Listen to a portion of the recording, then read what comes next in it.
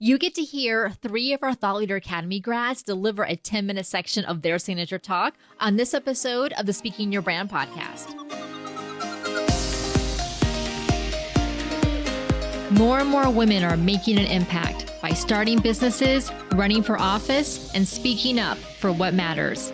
With my background as a TV political analyst, entrepreneur, and speaker, I interview and coach purpose-driven women to shape their brands, grow their companies, and become recognized as influencers in their field.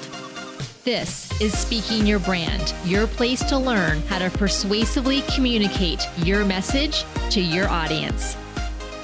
Hi there, and welcome to the Speaking Your Brand podcast. This is your host, Carol Cox. On last week's episode number 381, you heard 3 of our recent Thought Leader Academy grads deliver a 10-minute section of their signature talk. Now, on this episode, you get to hear the other half. Our lead speaking coach, Diane Diaz, hosted Maria Flynn, Karen Williams, and Brigette Serfaty on this live show that was done just a couple of days ago on Tuesday, March 19th.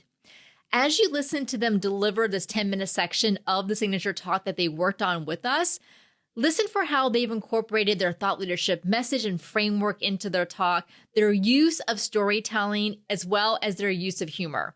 After all 3 of them are done, Diane, Maria, Karen, and Brigette have a roundtable discussion about what they've learned from being in the Thought Leader Academy, which you're definitely going to want to stay tuned for. If you'd like to join us, our next group starts in April, so coming up very soon. You can get all of the details and you can schedule a Zoom call with us at speakingyourbrand.com/academy. Again, that's speakingyourbrand.com/academy. Now, let's get on with the show. Welcome back to Backstage at Speaking Your Brand. I'm Diane Diaz, lead speaking coach at Speaking Your Brand. And today we have a very special live that we're doing with 3 of our graduates from our most recent Thought Leader Academy. So this is going to be very fun and exciting. They are going to share with you 10 minutes of the signature talk that they worked on during our 8-week Thought Leader Academy program. This is actually going to be the first time that they've delivered this talk publicly, the talk that they've worked on. So if you are watching either on LinkedIn or on YouTube, be sure to pop in the chat, say hello. And if you have any questions for them, pop your questions in the chat and we'll see if we can get to those as well. All right. So they're going to share these 10 minutes of their talk with you. And then we're also going to have a short roundtable discussion after everybody shares about their experience creating their talk, what they learned from that, how they incorporated humor, memes, how they worked on using their slides, and more. So stick around for that. Don't leave after they're done. Stick around for that. So we're going to go ahead and get started. And we are going to start today with Maria. So Maria's educational background is in engineering. I'm sorry, Maria Flynn. Let me give you her full name. Maria's educational background is in engineering, and she now works in the field of bioscience and technology. It's very exciting what she does. And in her talk, she's going to share with you the story that led to her book that's actually coming out April 23rd. And it's called Make Opportunity Happen. She's going to share the story of that and what she learned from that. So go ahead and take it away, Maria. Thank you so much, Diane. It's great to be here with you and to share the story of Orbis Biosciences and Make Opportunity Happen. And I'm going to have to give you a little whiplash to get back to the beginning. Here we go. And as Diane said, April 23rd is the launch for Make Opportunity Happen. It's been a couple years in the making, so I'm very excited for that. But I'll take you back to the beginning. I grew up in a farm in the middle of Kansas. And when you grow up on a farm, you don't run down the street to knock on someone's door to see if they can play. My closest friend was 2 miles away. But what you do is become very scrappy and independent and resourceful. And you see people around you who can do practically anything. And because you don't know any better, you think you can too.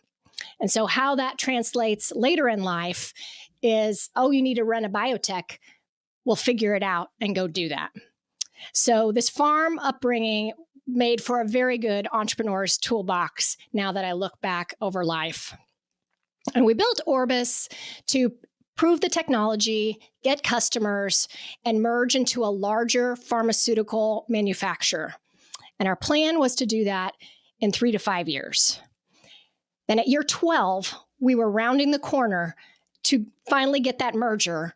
And after 18 months of due diligence and negotiation, we were finally set to close the deal on March 31st, 2020.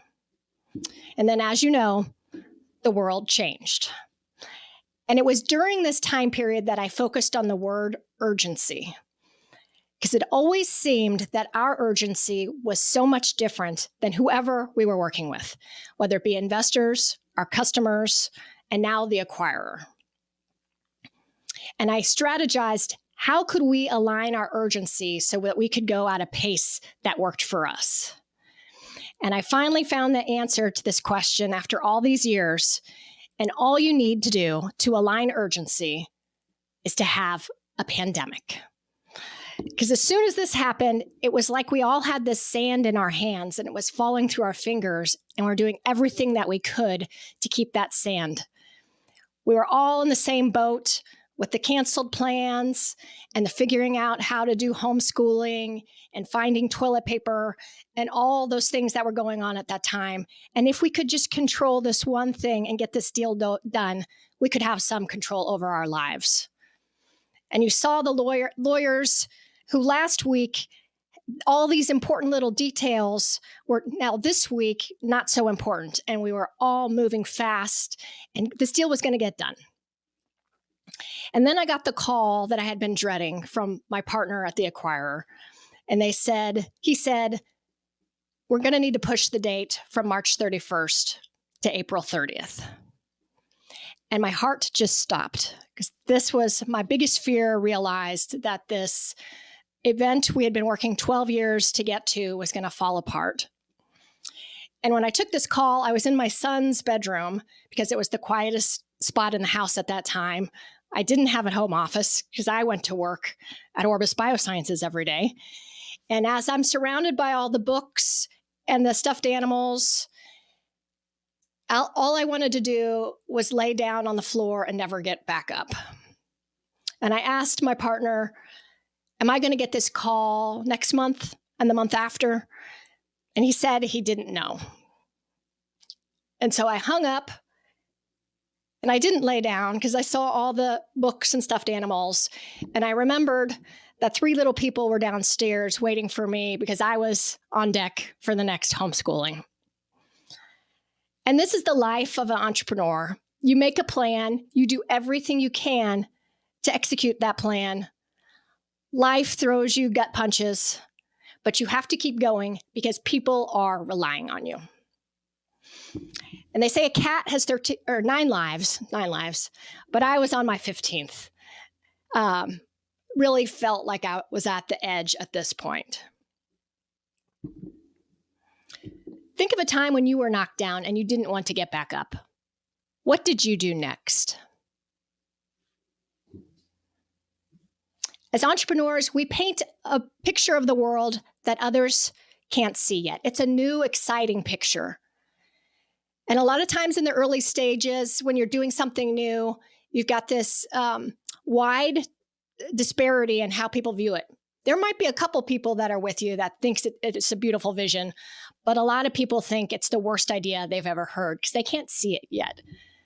And many days it feels like this, where nothing is going right. Everything is taking so long. It is so much harder than it should be.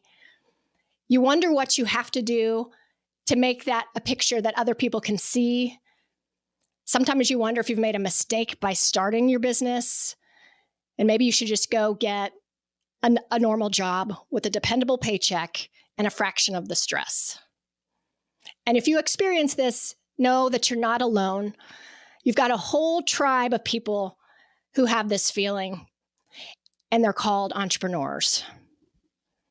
And I'm one of those entrepreneurs that I'm happy to say it did go through on April 30th, 2020. And after I helped with that acquisition into the acquiring company, I moved on and went from waking up in the middle of the night thinking about my company's problems to waking up thinking about the problems of the entrepreneurs that I was working with. And I would think, I need to tell them that story. They can't make that same mistake that I made. They need to know about that great advice I got. They need to know not to take that advice I'm sure they're going to get. And I start telling these stories over and over again. And then I started to write them down. And that's what became Make Opportunity Happen. And if we had more time today, what I would like to go through with you is how that you can make opportunity in time. But it's not the time that you typically would think about. The T stands for taking that crack of opportunity in the door and pushing it wide open. The I in time is to integrate urgency and patience. You have to have both, and you have to know when to be urgent and when to be patient. The M is to make listentuition a strength. Listening for the feedback and having the intuition to know who to listen to, who to not, when to go, when to not. And the E in time is to experience your next wind, because it's not about getting a second wind. You need many second winds. It's about getting your next wind. So I hope to have more time with you sometime to go through this. In the meantime, look on Amazon on April 23rd. Thank you so much. Wonderful job, Maria. That was so great. I loved how you incorporated storytelling, and it wasn't just stories, it was personal stories, right? And the picture that you used of your children to me is so meaningful and really drives home the point of the story that you were telling and how it impacted you. And then, of course, the use of memes and humor kind of lightens the whole feel of the story a little bit to break the tension. So well done. How did that feel for you? It felt good. And when I was telling the story of getting the call and my heart stopping, I could feel it in my hands of like what it was like and the sweat. So, one of the things we learned from you is to go paint that picture and the details. And when you're the speaker, it really brings you back into that moment also. Yes. Well, I'm speaking of the way you could feel it. I could feel it too. And I'm not an entrepreneur. I'm not, I wasn't doing, start trying to sell a business or sell an idea. I could feel it. So I know that everybody else could too. Great job. Wonderful. Great job. Thank you. Thank you. All right. Well, next up, we have Karen Williams. Karen is a photo and creative director in her day-to-day work, but her talk today is going to share a powerful message about how a specific event, national event, impacted her, and then the role that we all play in the specific challenge that she is going to talk about and share with us today. So, Karen, take it away. Thank you so much for that intro, and I'm so happy to be here. Hi to everyone who is watching and who will be watching the recording later on. My name is Karen, or as I go by, the Black Visual Queen, and I'm kind of want to start off kind of with a question. How many people remember what happened on this date?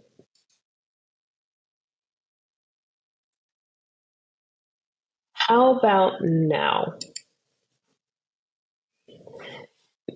The date, May 25th, 2020, was a date that changed not only my life, but the lives of many Black people. It was the date that George Floyd was murdered. 8 minutes and 46 seconds. 8 torturous minutes and 46 excruciating seconds that we witnessed because of technology being able to broadcast that instantly in our world. That caused such a seismic event. Now, for me as a Black woman, that day awoken me of the years of internal trauma that I was hiding via code switching and assimilation in white corporate America. That day, I had to come to terms of, I'm a Black person in America and I'm not safe. I could be walking down the street and be taken out because I'm walking in the wrong neighborhood. But at the same time, being so assimilated into the corporate culture, I was playing a role in holding back diversity and inclusion efforts.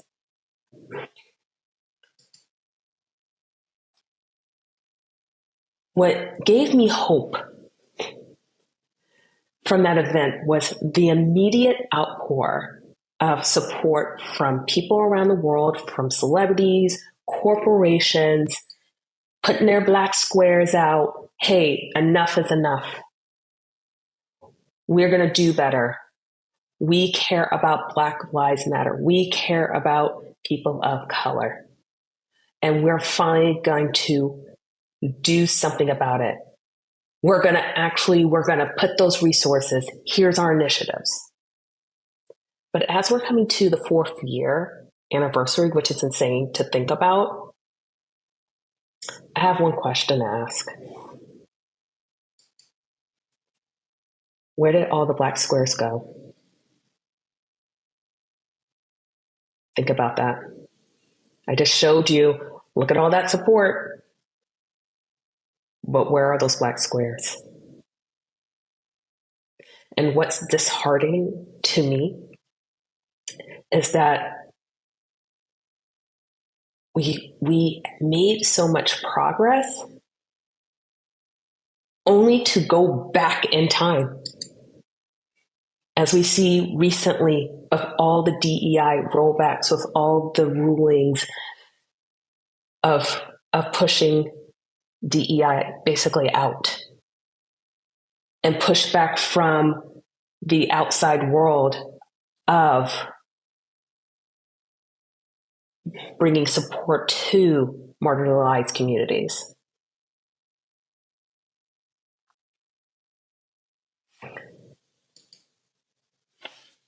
But when you really think about it,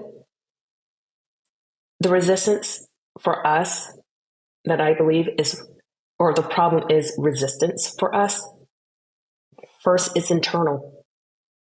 Now I know as business leaders, people who are in those rooms, or who are at the table, you may be feeling, hey, I might not I might mess up. I might not have the education to do something about that. As leaders, you want to be running a successful, innovative, culturally diverse, business. But internally, you may be feeling like, if I just say one wrong word, I'm going to get blowback and my position is ruined. And also, secondly, it's external. Because of your thought internally of saying something wrong, externally, you're like, oh, but I don't want to get that pushback from the public, because you're going against the tide right now, where people want to go backwards. You want to push forward to progress. It kind of reminds me of this quote by Queen Elizabeth from The Crown. History was not made by those who did nothing. Think about all the change makers just throughout the years of Martin Luther King, Gandhi. Again, you're pushing against the majority. And when you push against the majority, you're going to get resistance.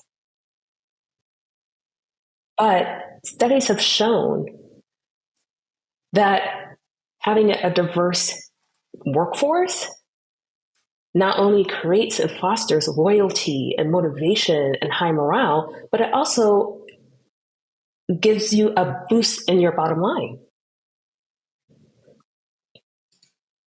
So I don't claim to be an DEI expert. I'm just a Black woman who's rose up in the ranks in corporate America, and I've just seen the effects, the negative effects, when companies lack DEI resources for their employees.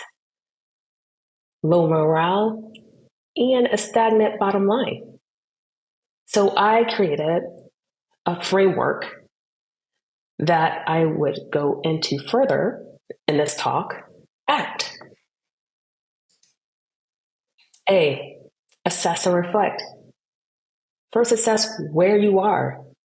Reflect the values you want to be going to, that you embrace and want to implement into your company. C, create a plan and implement it. Okay, I always say actions speak louder than words. You've got to act. Now that you've reflected and you know what you want to do, you need to put it into action. But most importantly, T, track and progress and adjust. Because again, when you put a plan in action, it's not going to be perfect. Nothing is perfect in life. And that's why you track and you see what happens, good and bad, and you make adjustments along the way. I want to leave on this, what the amazing Rosa Parks did when she sat and refused to remove herself from that seat.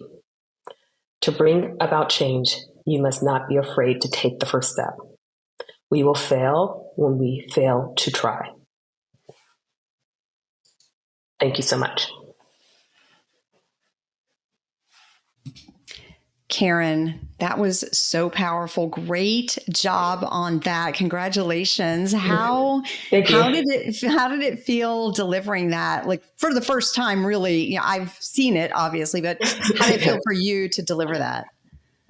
It felt actually great. And this is what I love about, speaking the brand, because you give us, all these tools to not necessarily memorize your speech, but to be able to, we have the speech in us, but to be able to pick up on cues and internally be able to know to go from point to point. And so therefore, when I stumbled a little bit, I just kept going because I was like, I'm just going to take it this way. I'm going to pivot.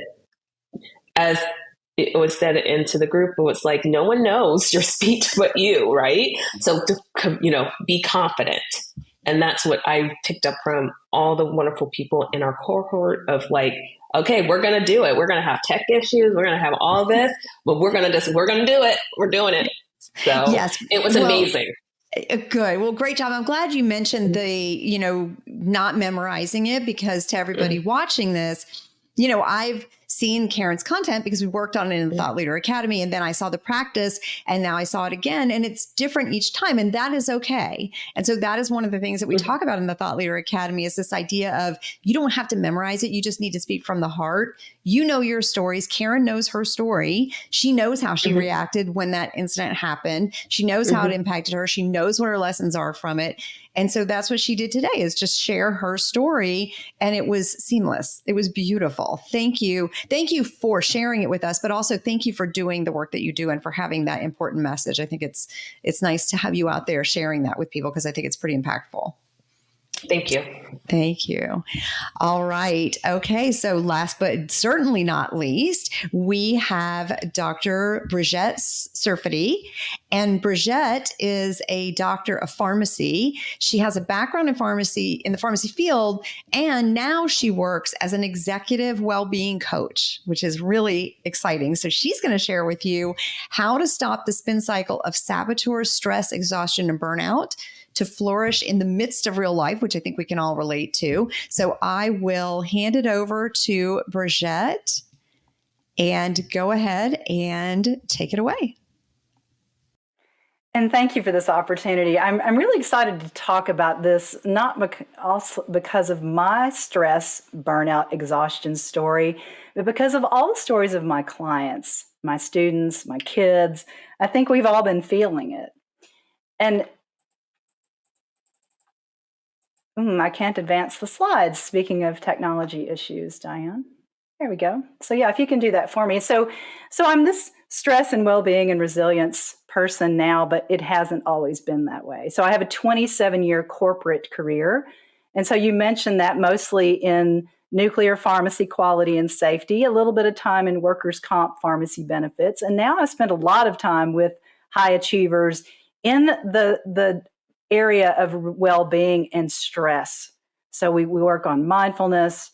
We work on how can we feel into our bodies I do workshops, I speak. But where I started was a long time ago on a farm. And if you can advance for me, please. This is where I started in Pocahontas, Arkansas. So we had one rule in Pocahontas, Arkansas. This is me with my book bag on the first day of school. I am so excited about this opportunity to go into the big wide world. And my dad had one rule when we were this age and still now: work hard and save your money. And so I did really well with half of that equation. I heard the work hard part. I even taught my little sister to read before she got to kindergarten, as soon as I learned to read. And I knew that to be really successful in life, all I needed to do was work hard. And that led to some pretty dysfunctional relationships with work, to be honest. And so for a long time in this long corporate career, I referred to myself as Work Barbie. So I had the work thing down. I said yes to all the projects, particularly those that people didn't think I could do. So I got a master's in radiological health sciences because I don't like math. I very routinely would say yes to being a department of 1 when I knew I needed a department of 5. So I took on all the hard projects. I made the coffee, I drank the coffee, actually kind of lived on it for several years, where I was living on coffee and adrenaline. And I was really, really proud of myself for working harder and faster than anybody else in the room. And that was not a functional way to work, although it got me to a certain level, and you can advance. And I'll never forget the moment when I knew that hard work was just not going to work anymore. I just couldn't fix it. So I was in St. Louis. This was, like Maria, middle of a merger and acquisition. So this was the third one of my career, total of 6 before I finally exited corporate America. But this was the third one. And I was traveling with our VP of HR. I was sad because my 9-year-old daughter was at home. And so when I opened my suitcase, she had left Barry, her stuffed bear, Moon Man, and her blankie, because she wanted me to know that she really missed me. And I really missed her. But I knew that I had to keep trudging through this, putting these two very different cultures together. So we were trying to figure out how to train the two sides of the organization and bring them together into one safety culture. And so I was with our HR VP, and I was telling her all the things that we were going to do and the plans for my new team. And I knew my new team very well, even though they'd just been my team members for about 6 months. First of all, I was grateful to have a team. And then secondly, I really wanted to know what drove them. And so I was talking about all the things we were going to implement within the organization, all of the things that were important to my people. And I was excited about all of this mind map and all the things that we were creating together. And our HR VP put her hand on my arm and stopped me and said, "Where are you on this map? What do you want?" And I mean, that question changed everything. I didn't even know I could ask myself that question. I had been in this production mode for so very long. And so what I didn't realize is how much my own internal saboteurs were running the show. So I knew I was a tiny bit of a perfectionist. I knew I was a little bit of an achiever because of this work hard rule. But I didn't realize how much that hyperachiever and that pleaser was really driving my burnout. And I had hit a wall. And oftentimes high performers do hit this wall or this plateau where they just can't take on any more projects. And so if we look at statistics, they're not great. Even in 2022, a couple of years after the pandemic, almost half of healthcare workers were burned out, and it's even higher for teachers in secondary education. The numbers continue to rise. So all workers in 2021 reported 79% reported job-related stress in all workers. 44% were looking for a new job. And those numbers continue to rise. And so this is really why my people come to me, is because they've often hit that same wall. And you can advance, Diane. And so a lot of my clients look like Driven Daphne, and this is a real client whose name has been changed. And so she came because she was not feeling accomplished anymore, and she was drowning in work. She was anxious all the time. Really a lot of conversation about time. She was cynical and disconnected, which is a sign of burnout. She referred to herself as an emotional support animal for her family and her team. She had a new job, and so imposter syndrome was kicking up for her. She was resentful and tense and anxious and exhausted and not sleeping. And so that exhaustion is also a sign of burnout. And importantly, her health was really taking a hit as well. And so she described her days really as this tornado of all of the things that she knew she had done incorrectly. She just knew that she had done something wrong that was really going to torpedo the productivity of this new team. And you can advance.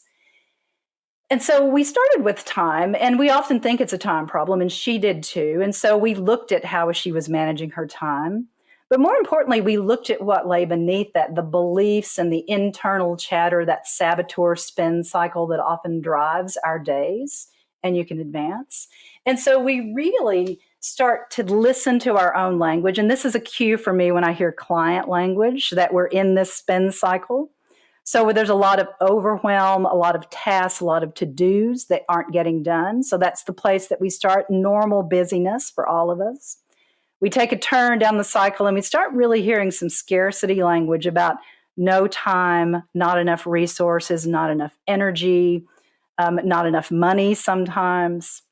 We take another spin and we get to this place of, I call it lizard brain, or the land of the lizard, where our amygdala is really driving the bus. And so that fear-based part of our brain that can't make good decisions, we can't be empathetic, we can't be creative because we're driven by fear. Imposter kicks up here. And then finally, we get into this place that can be a pretty dangerous place where we feel isolated, like nobody understands. This is where burnout lives. There's also some mental health challenges sometimes that come with this, and anxiety and depression. And we don't want to get to the bottom of the spin cycle.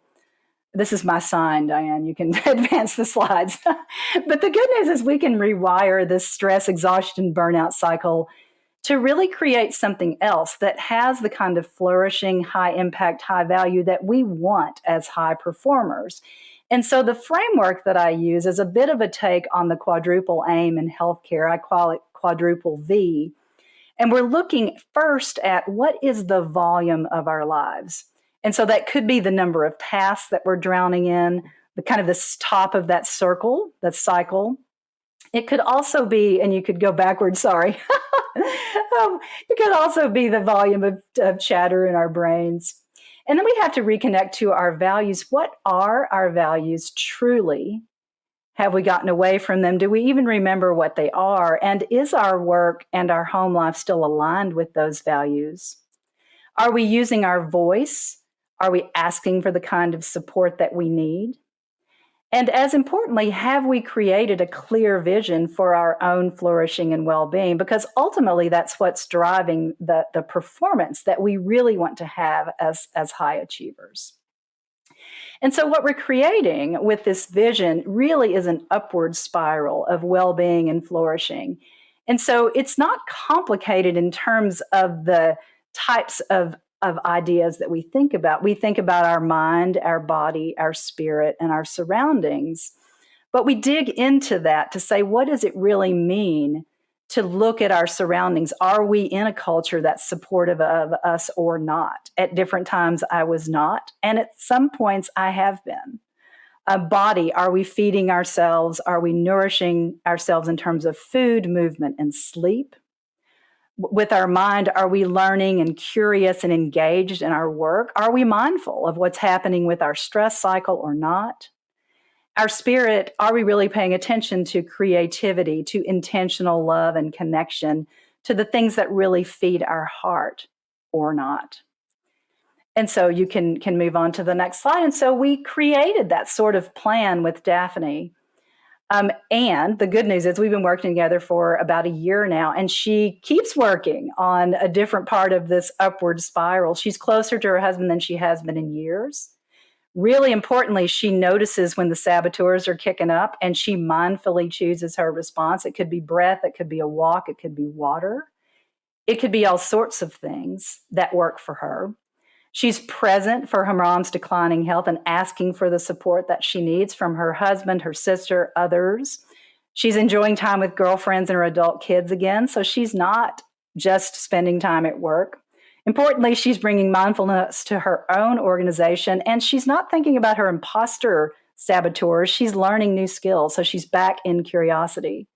She's sleeping and eating better than she has in years, and she's excited about the next chapter for her life and work. and really feeling like she's flourishing for the first time in a long time. And so I'll just ask you, what do you want? Just like my HR VP asked me, what do you want? And what's your next step toward flourishing?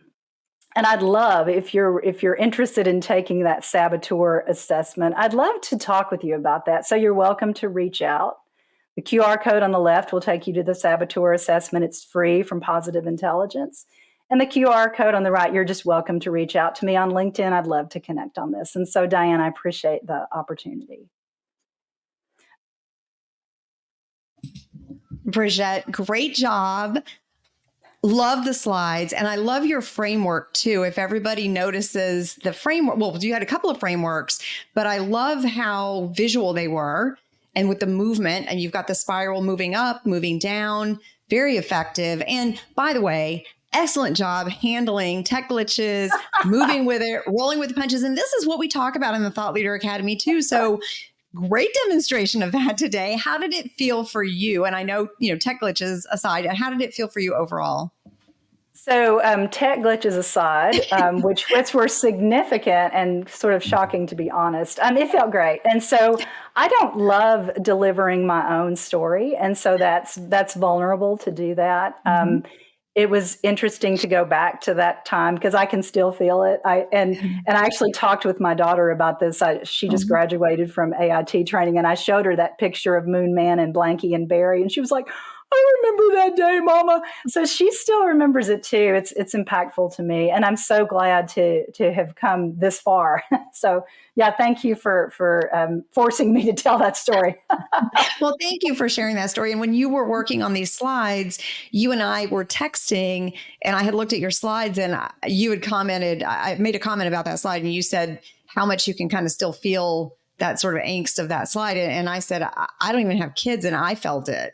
And it made me sad too, which sharing your emotional story is about being vulnerable. And I'm glad that you were able to do that, because I think that is what brings the audience in and what builds the rapport with them to want to listen to what else you have to share, which, by the way, we've all been Daphne, right? So we need this message. So thank you so much for sharing that. Okay, so let's do a little roundtable discussion. I'm just going to pose some questions to each of you, and we'll talk about your experience in the Thought Leader Academy and a variety of things. So let me start with you, Brigette, since you just went. Tell us, what were some of your biggest takeaways from your time in the Thought Leader Academy? Ooh, the vulnerability was probably the biggest one, as well as humor. And so I'm very comfortable, I mentioned, telling other people's stories. And so it's new for me to really tell my own in this type of setting. So I tell them in retreats a lot, or one-on-one in coaching. But in a larger audience, I hadn't figured out how to do that from a bigger stage. And so it's an opportunity for me. And then humor, I'm so very serious. And so humor is new as well. And hopefully I can continue to incorporate that. Yes, good. I'm glad you mentioned those two things, because in the Thought Leader Academy, we talk about adding layers to your talk, right? And those are some of the layers: stories, humor, ways to engage the audience like that.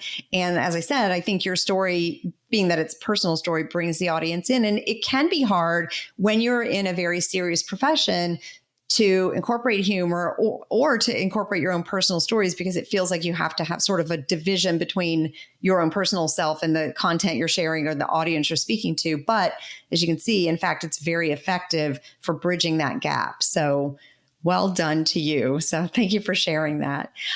Karen, let me ask you a question. What would you say to someone who was nervous about sharing more personal messages? Because your whole talk is based on your personal experience. And so what would you say to someone who is nervous about incorporating personal stories in that way into their talk?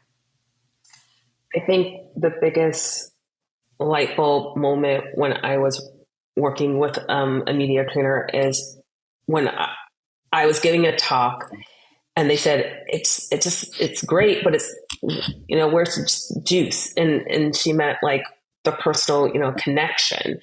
And I kind of told her my fears of, again, being vulnerable and just talking about my own experiences. And she said, what you have to offer, think of it as, it's a gift, and it's like an act of service in a sense of, you know, if you don't talk about it, then maybe that one person who was meant to hear it doesn't hear it. So that helped me of like overcoming that of, hey, this is scary. This is not like a popular topic, but it needs to be discussed. It needs to continue. You know, for me, DEI, it still needs to be, in the atmosphere, you know, in currency, because of, you know, again, things haven't changed. As I say in my speech, it's going backwards. So it's like every time I get up there and I'm feeling nerves, I'm like, I want to give this information because one person in that audience might spur an act of change that can lead to something bigger, the ripple effects. Yes. Yeah. I'm glad you mentioned that. I know, you know, we've talked about that in working together through your time in the Thought Leader Academy. This idea of, you know, the message that you're sharing is very charged. It can be very uncomfortable, right? It's got a lot built into it, right? So I think you've done a great job, maybe partly because of the background that you have as a photo director and understanding the impact of imagery and things. You've done a great job of making it very making the audience see your story, but also see the importance of their role in what you're talking about without it being like you're beating them over the head with it. So I think you do a very good job of walking that fine line of telling the story and it being, letting them be receptive to it. So well done to you for that. So thank you for sharing your message and for telling your story. And Maria, I wanted to ask you, because you come from a very technical background. So what has it been like trying to shift from giving technical information to telling more of a story and adding all those layers in and bringing the audience into that versus just information, because it is, you know, your background is very technical, which is lots of information. How has that felt? How have you managed that? And, you know, what did you take away from Thought Leader Academy to help you with that? Great question. It's almost like I planted that one, although I didn't. But to me, one of the most impactful changes in going through this experience is how you've taught us the journey to the thought leader and how you start. And that's a lot of information.